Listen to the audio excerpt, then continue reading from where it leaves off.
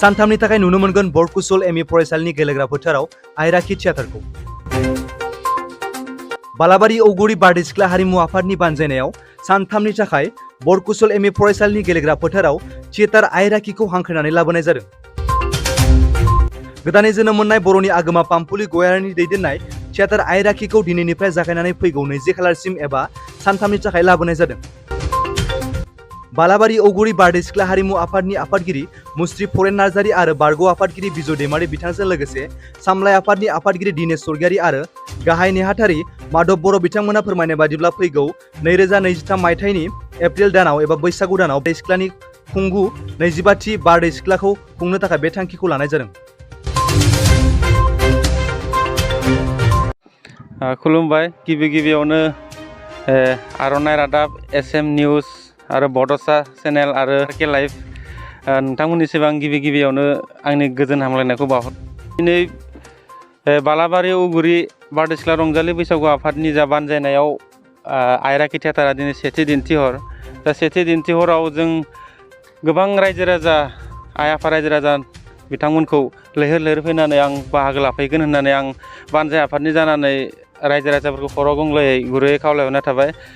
जोंहा बर'नि आगोमा नायल' जाल' बर'नि आर्टिस्ट बा एक्ट्रिस बिथाङा आइजो हिसाबै साहस खालामनानै जे मोनसे बर'नि गेजेराव थियेटारखौ सामलायनो बिथाङा आखायाव लादों।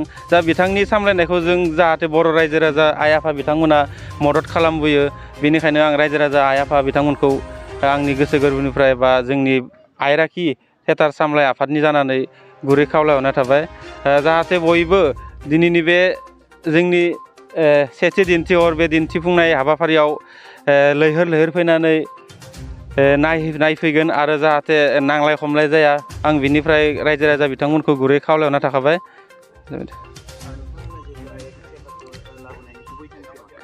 जों आयराखि थियेटारखौ लाबोनायनि गुबै थांखियानो जादों फैबाय थानाय जोंहा 2023 मायथाइनि जा बैसागुआव जोंहा बालाबारि औगुरि बारदै सिख्ला रंजालि बैसागु आफादा फैयै 25 बोसोर जाफैबाय।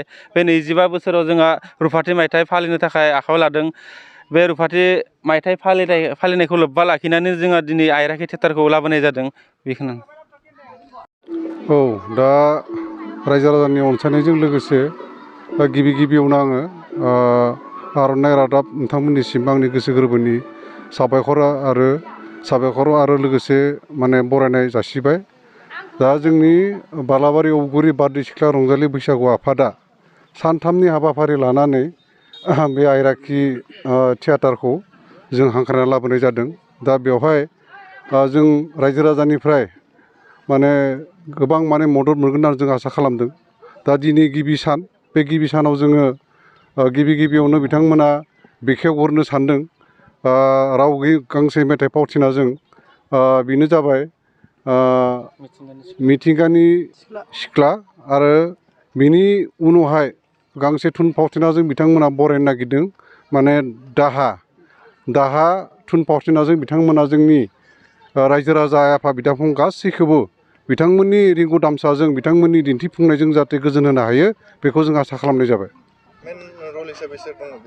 दा बेवहाय जोङो मेन रल हिसाबै पाम्पुलि गयारि आब' बिथांखौ जों नुगासिनो दङ, आरो बिथाङा बे थियेटारनिनो बिगोमा, बेखौ जोङो आगोलावबो मोनथिदों आरो दासिमबो जों बिथाङानो बे थियेटारखौ दैदेनदों होननानै जों मिथिनानै दङ। आरो